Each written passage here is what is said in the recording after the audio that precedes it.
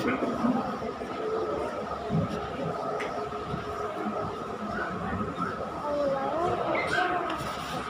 ونصلي على رسوله الكريم أما بعد أعوذ بالله من الشيطان الرجيم بسم الله الرحمن الرحيم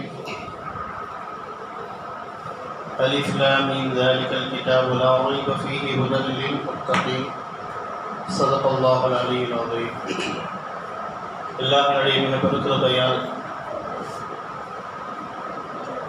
29 நோன்புகளும் 30 தராவிகளும் முடித்து அமர்ந்திருக்கோம். அல்லாஹ் அந்த அனைத்து அமல்களையும் ஏற்றுக்கொள்வானாக. இந்த அல்லாஹ் நமக்கு 30 தராவிகளும் 30 நோன்புகளும் அதில் தராவிகள் உட்பட ஃபர்லு தொழுகை உட்பட குர்ஆன் திலாவத் உட்பட இன்னும் எத்தனையோ அமல்கள் செய்ய வைத்த அல்லாஹுக்கே எல்லா புகழும். அதற்காக அதிகமாக நம்ம நன்றி செலுத்த கடமைப்பட்டவர்களாக இருக்கிறோம். நாளைக்கு ஒட்டுமொத்த உலகம் ஒன்று கூடி 30 நாள் நான் தராவி தொழுதேன், நாளைக்கும் நான் தொழுகுவேன் அப்படின்னா முடியாது. உலகம் எல்லாரும் ஒன்று சேர்ந்தாலும் முடியாது. ஏன்னா அல்லாஹுடைய நாட்டம் எதுவோ அது மட்டும்தான் நடக்கும்.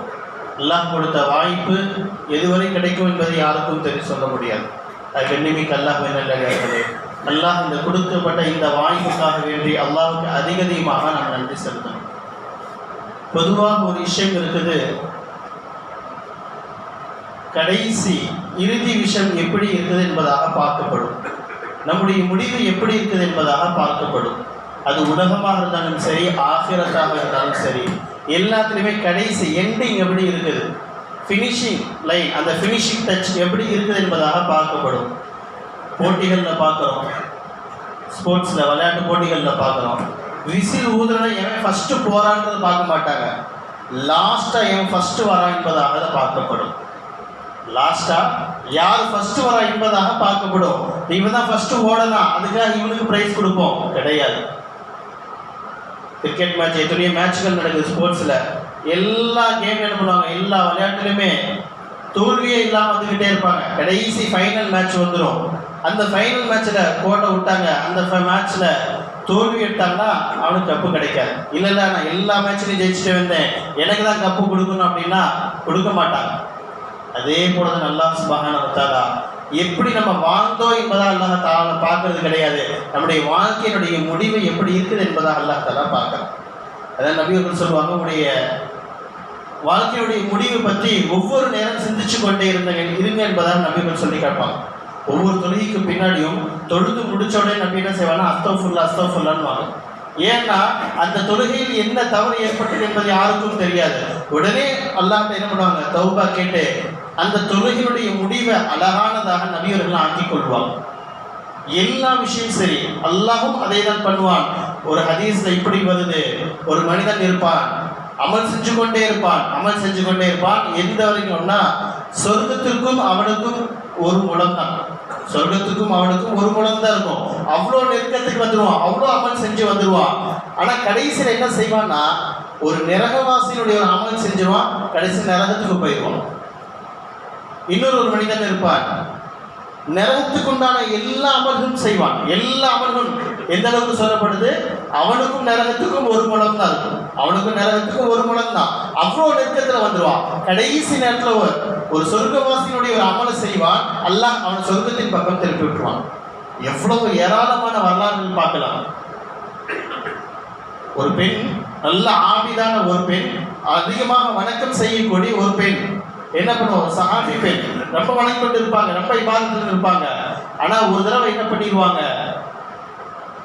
தான் வச்சிருந்த பூனையை, தான் வளர்த்தி கொண்டு இருந்த ஒரு பூனையோ அல்லது ஒரு சின்ன உயிரோ அதை சரியான முறையில் கவனிக்காம விட்டுருவாங்க. அதை கட்டி போட்டு என்ன வச்சிருவாங்க. அந்த கட்டி போட்டதுனால பசியிலே அது இறந்து போயிடும். இப்போ இதன் காரணமாக அந்த பெண் எவ்வளோ அமல் செஞ்சிருந்தாலும் அதனுடைய முடிவு சரியில்லை, அல்லாஹ் தஆலா நரகத்தின் பக்கம் திருப்பிடுவான். இன்னொரு பெண் தன்னுடைய வாழ்நாள் முழுக்க என்ன பண்ணா, விபச்சார தொழிலில் ஈடுபட்டே கொண்டிருந்தால் ஒரு தடவை தண்ணி குடிக்கிறதுக்காக போனப்ப ஒரு கிணத்துக்கு பக்கத்துல ஒரு நாய் நாக்கு தொங்க போட்டு உட்கார்ந்து நிற்கிது.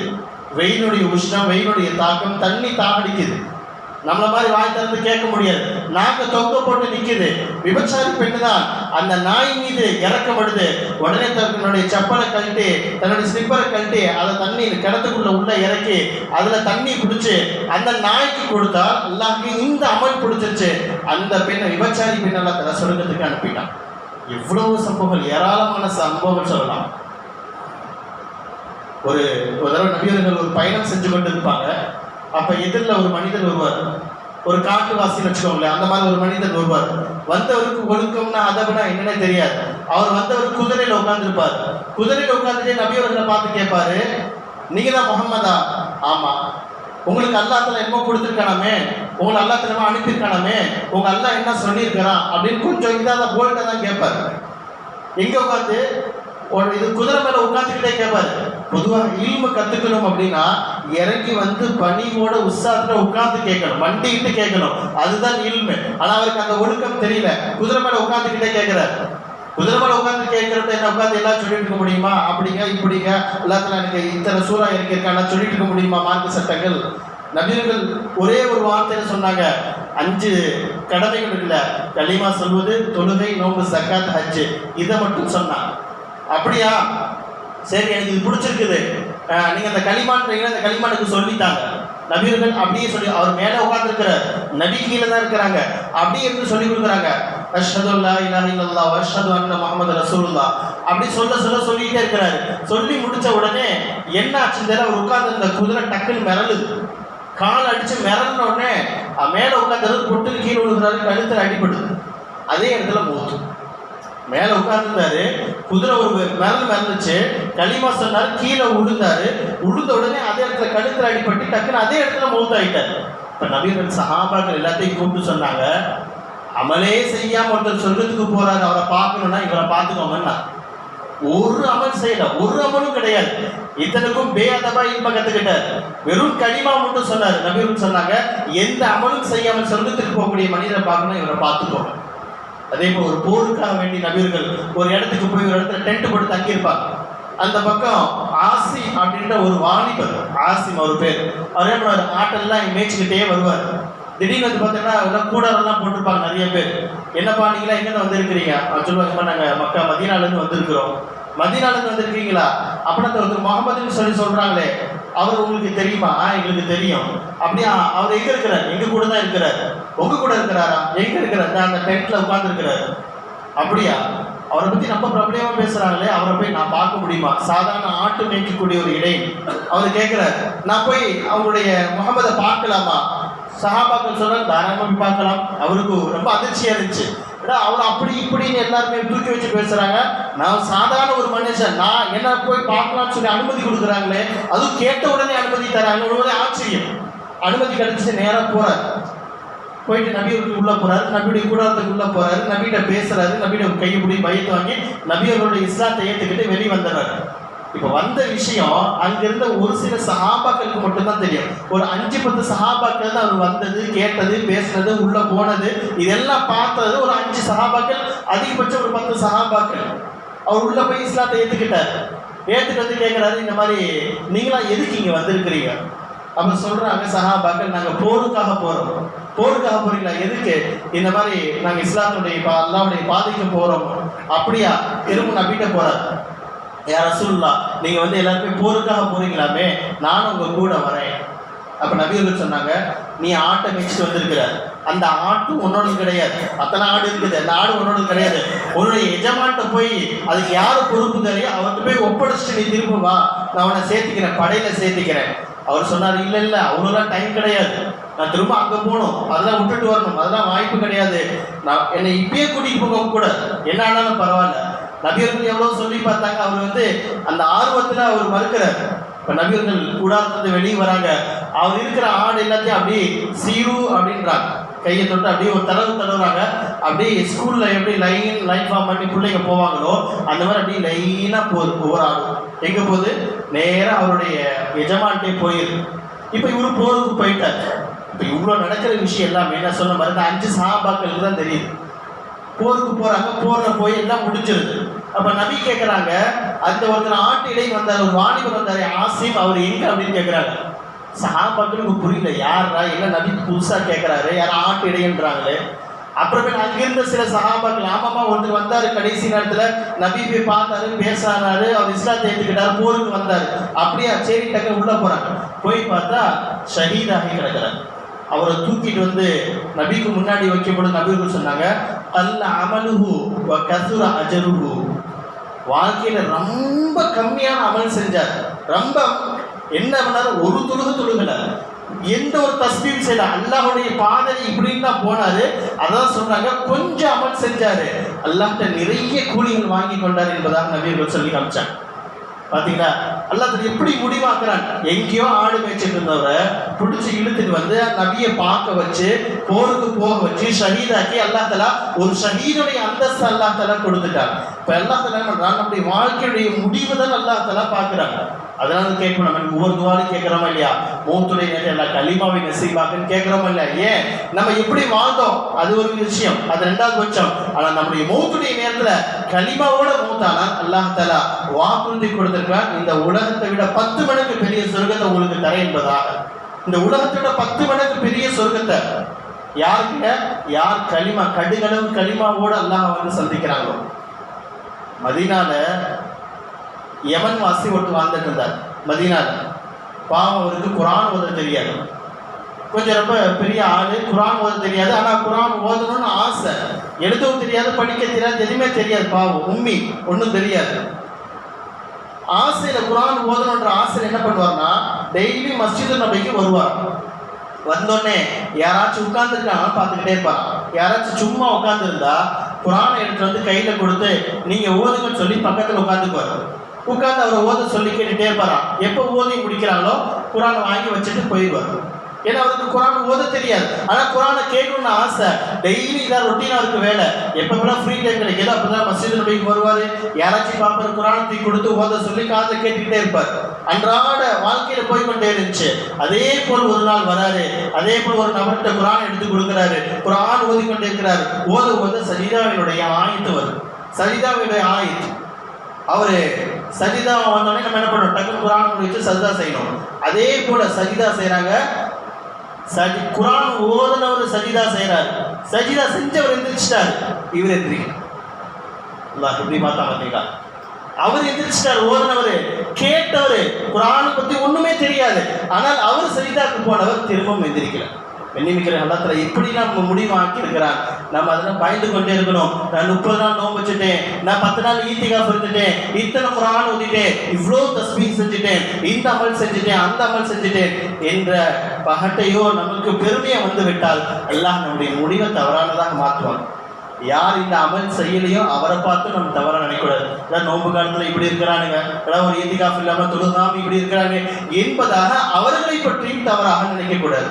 என்னைக்கு அல்லாஹ் நிலையிலே நாளைக்கிலிருந்து நம்முடைய இந்த ரமலான் நம்ம என்ன தேர்னாலும் இதுக்காக 11 மாதங்கள் காத்திருக்க வேண்டிய ஒரு சூழ்நிலை இருக்கிறோம். எனவே அல்லாஹ் சுப்ஹானஹு வ தஆலா நம்முடைய எல்லா விஷயத்தையும் அல்லாஹ் தஆலா கபூல் செய்து கொள்வானாக. இனி வரக்கூடிய பல ரமலானை அல்லாஹ் தஆலா அடையக்கூடிய பாக்கியத்தை அல்லாஹ் நம்ம அடையவிட்டு தந்துள்வானாக. அழகான ஒரு கவிதையை ஒருத்தர் பதிவிட்டிருக்கிறார். என் உள்ளம் கேட்கிறது ரமலான் நிறைவடைய போகிறது என்று, குர்ஆன் கேட்கிறது இனியும் தொடர்ந்து என்ன ஓதுவாயா என்று, முசல்லா கேட்கிறது குறைந்தது 5 வேளையாவது தொழுவையா என்று, தஸ்பீஹ் மணி கேட்கிறது இனியும் தொடர்ந்து என்னை கையில் எடுப்பாயா என்று, துஆ புத்தகம் கேட்கின்றது இனியும் தொடர்ந்து என்னை வாசிப்பாயா என்று, பர்சும் ஜிபேயும் கேட்கின்றது இனி எப்போது தர்மம் செய்வா என்று, தொப்பி கேட்கின்றது இனி எப்போது பள்ளிக்கு செல்வேனோ என்று, ஃபோன் அலாரம் கேட்கின்றது சஹருக்கு உன்னை எழுப்பவும் வேலை எனக்கு இல்லையா என்று, பேரிச்ச பழங்கள் கேட்கின்றன இனி என்னிடம் வரமாட்டாயா தானே என்று, கஞ்சி தூக்கு கேட்கின்றது அடுத்த ரமலான் தான் நான் இனி பள்ளிக்கு செல்வேனோ என்று, பழக்கடைக்காரர் கேட்கின்றார் ரமலான் முடிய போகிறதா என்று, வடைக்கரக்காரர் கேட்கின்றார் அடுத்த ரமலான் எப்போது வரும் என்று, டிவியும் ரிமோட்டும் வாட்ஸ்அப்பும் ஃபேஸ்புக்கும் பேசிக்கொள்கிறது இன்னும் 2 அல்லது 3 நாட்கள் தான் என்று, ஷைத்தான் கிசுகிசுக்கின்றான், ஏதோ வருகின்றேன் மீண்டும் மனிதர்களை வழிகெடுக்க என்று. நான் உங்களிடம் கேட்கின்றேன், இந்த குரல்கள் எல்லாம் உங்களுக்கு கேட்கிறதா என்று. என்னமிக்க அல்லாஹ்வின் நல்லடியார்களே, அல்லாஹ் தஆலா நாம் செய்த எல்லா அமல்களையும் ஏற்றுக்கொள்வானாக. நம் வாழ்நாளினுடைய இந்த ரமலானுடைய இறுதி நோன்பாக வேண்டும் என்றால் அல்லாஹ் தஆலா ஆக்கி கொள்ளட்டும். ஆனால் நம் வாழ்க்கையினுடைய இறுதி நோன்பாக அல்லாஹ் தஆலா ஆக்கி வைப்பானாக. இன்னும் பல ரமலான்களையும் அதில் லைலத்துல் கத்ர் அடையக்கூடிய பாக்கியத்தையும் அல்லாஹ் தஆலா நமக்கும் நம்முடைய குடும்பத்தார்களுக்கும் அல்லாஹ் தந்தருவானாக.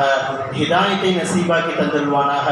நம்முடைய முடிவு நல்லவர்களுடைய முடிவை போன்று அல்லாஹ் தஆலா ஆக்கி தந்தருவானாக. ஆமீன் ஆமீன். வாஷிர் தவானி அல்ஹம்துலில்லாஹி ரப்பில் ஆலமீன்.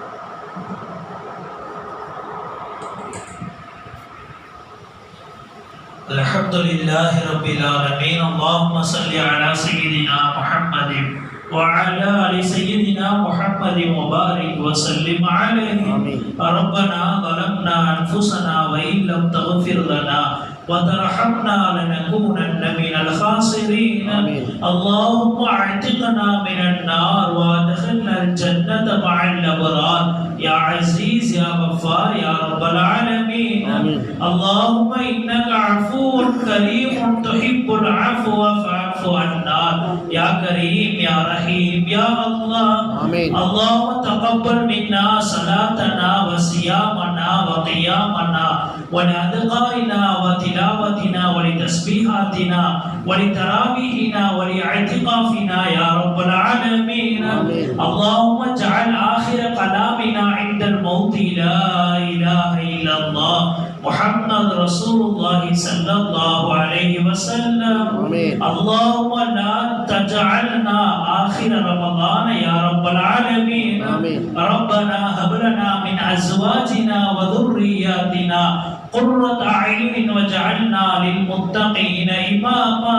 اللهم رب هب لي من الصالحين. رب لا تذرني فردا وأنت خير الوارثين يا رب العالمين.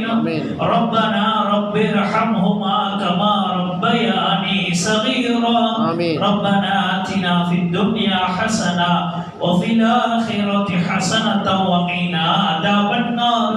وصلى الله تعالى وسلم على خير خلق سيدنا محمد وعلى آله وصحبه أجمعين. والحمد لله رب العالمين.